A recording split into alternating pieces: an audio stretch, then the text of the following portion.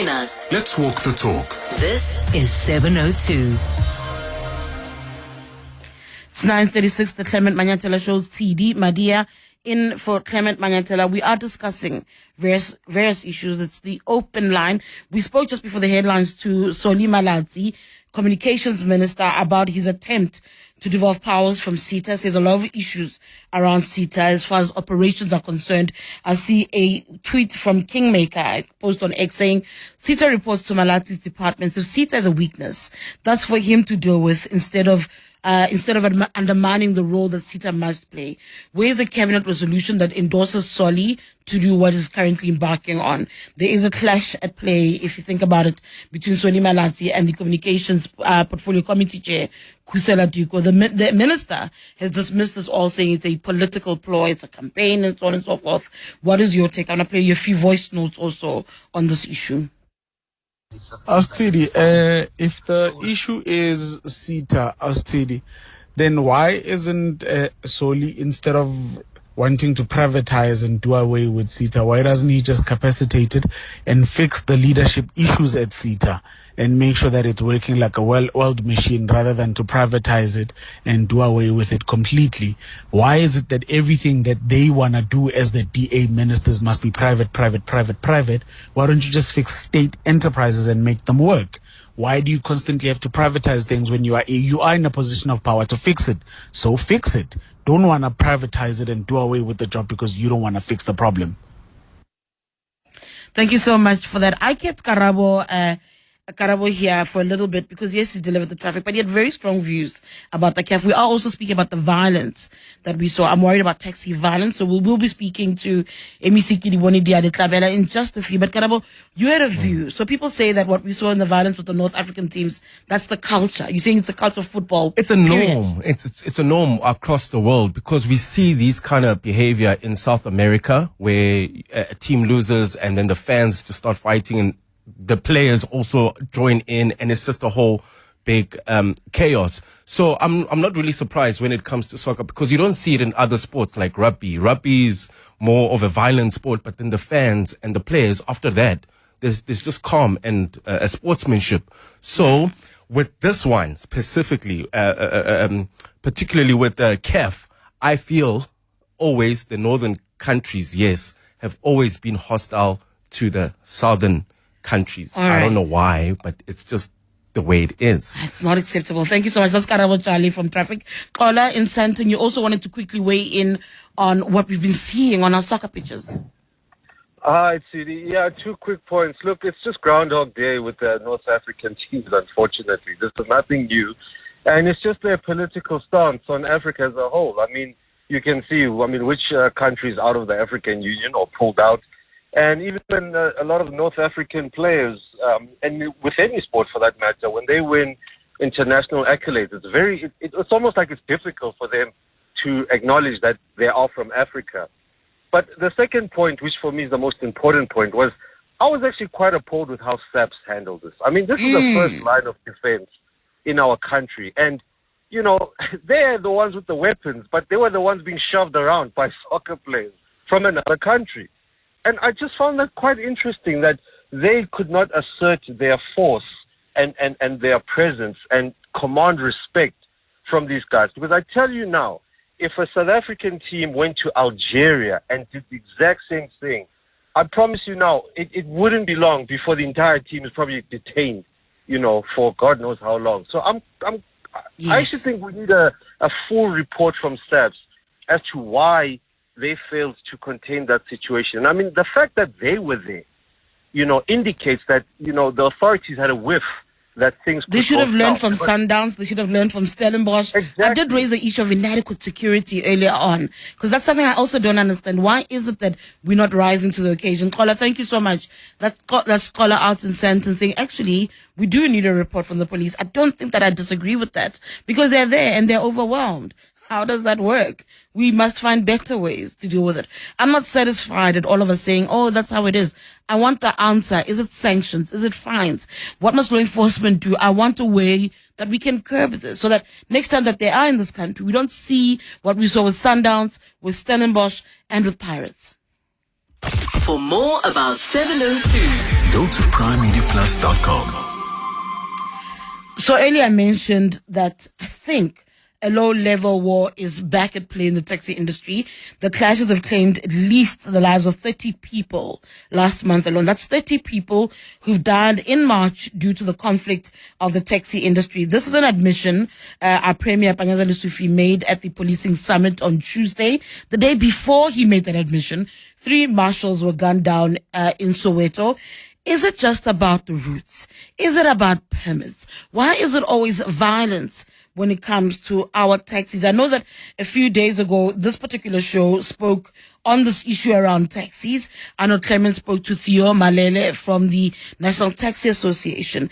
And I found it really worrying when he spoke about the attitude of violence in the industry. Before I bring on the MEC, I just want you to listen to this quickly.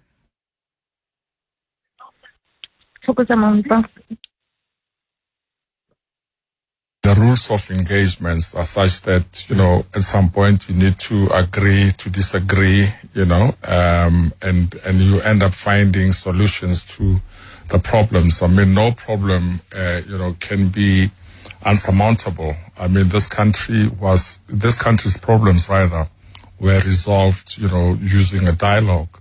So this actually showed us as people that the only best way of resolving our differences can be, utilizing dialogue, because what currently is gripping the country is unacceptable, and it does not even serve the purpose, because at the end of it all, they will still have to come back, sit down and discuss a way forward.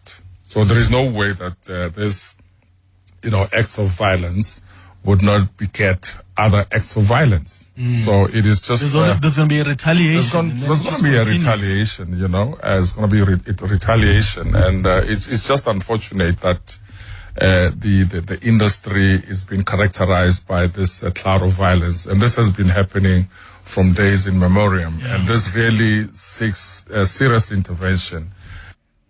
That's the voices there of Tshidi Madia from the National Taxi Association and Clement Manyathela, who hosts the show. And it's interesting, and he's not wrong, that violence begets violence. And that's how many of us view and relate to the taxi industry, that this is an industry that is violent. It's an industry that many suggest that government is scared to actually tackle and to bring in line and to manage it even better. I am joined on the line now by Kedibone Diale-Tlabela, MEC for Roads and Transport in the province. MEC, good morning. Welcome to Radio 702. Tshidi Dumela, and good morning to 702 listeners. MEC, before I even put questions to you, I want you to listen to what Tshidi Madia said about what is the problem. He spoke about violence, but he then spoke about government's role in what has gone wrong. So before I ask you to have your piece, I'd just like you to listen to a little bit of what Theo said about what is going wrong in the industry at the moment. Let me clarify, Theo. So are you saying that there are some people, even in government, who issue out licenses that are fraudulent and not in line with the law to some of the taxi associations, and that's why you would end up fighting among each other because you've got a license, you've been operating since a long time ago, and then here's someone else who says, well, I also have a permit to operate here, but it's actually fraudulent. You've just nailed it, my brother. That's exactly what I'm saying. So which is it? Is it the transport department that's responsible for approving these licenses? Obviously, yes. Obviously, it's within that department. MEC, the guest there, Tshidi Madia, places a lot of blame to what's going wrong, in part to the transport department, in part to government. Your assessment, what is the heart of the issue? Is it permits? Is it unlawful? Is it fight over routes? What's the heart of what's happening? Why are 30 people dead in our province due to taxi violence? Tshidi, you just said a profound statement. Why are we not rising to the occasion? And, I mean, I've been in this responsibility for 2.5 years, and the story is the same. And we have acknowledged the mishaps of the past, and that there were duplications on some of the routes, not all of them. There has been challenges of operating licenses in the province. And in responding to that, we created a platform where we work closely with the industry itself, not only them and other public transport service providers like e-hailers, Scholar Transport, and bus operators. We have a committee that sits every Friday from 6 o'clock in the morning until 11 o'clock. There's scheduled issues, scheduled items, dealing with issue by issue and resolving. And we're getting there. What surprises me, if indeed that they are fighting, the dispute is about routes, payments, why are they still continuing when there's a platform? We have set aside time to deal with conflicts. There's a platform where everybody who is in conflict must come there and discuss. And the department has set aside time. We're correcting things. We're correcting the missteps of the mistakes of the. They are part of us in resolving that. But they continue to kill each other. Is it true that in Mawiga, in the north of Pretoria, where they just killed each other this week, are they killing each other for the permit and the dispute? And why would you continue to fight and kill each other when you know there's a process that is to correct the challenges that you are faced with? We've called for camp. We've been discussing for quite some time, Tshidi, with them. We now understand, and I think it's time we as government make a decision on behalf of the silenced, the victims that are continuing to be bullied, harassed on a daily basis by these unscrupulous men who really do not care about the business itself and believe that being in taxi industry, it's a fundraising event. It's angering us because we have extended ourselves. We are sitting with them every week on a Friday to resolve issues, and they still continue to kill each other. I do not believe, from where I'm sitting, I might be subjective, but this is criminality, and government needs to act. For quite some time, government has been allowing. We are a public participatory democracy. We consult extensively. We've done it. I'm at a point where I said to Premier, we've been consulting. I've been here for 2.5 years. These guys see me almost every week. We sit on their issues. We have put systems now in place. They are agreeing, they're giving input. Why are they still fighting? Why are they still killing each other? This is criminality. And maybe it's time we call things by their name. It's been time.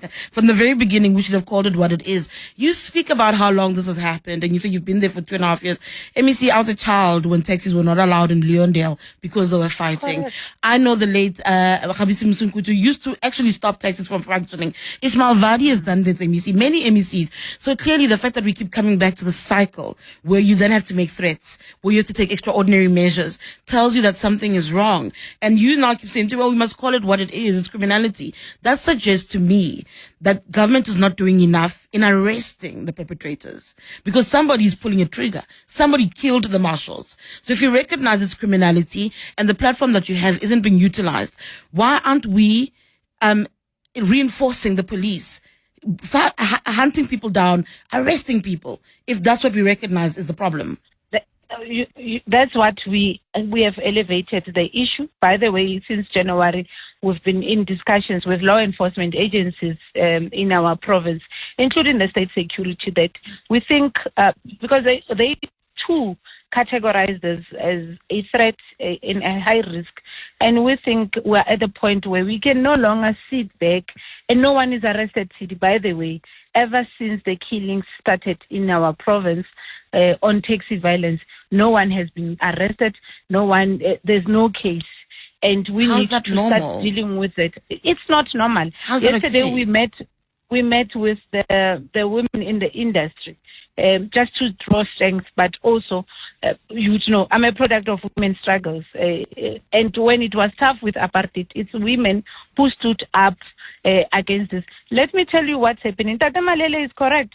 There's bullying and harassment. Let me tell you, when there's a conflict like this, ordinary members are to put money on the table.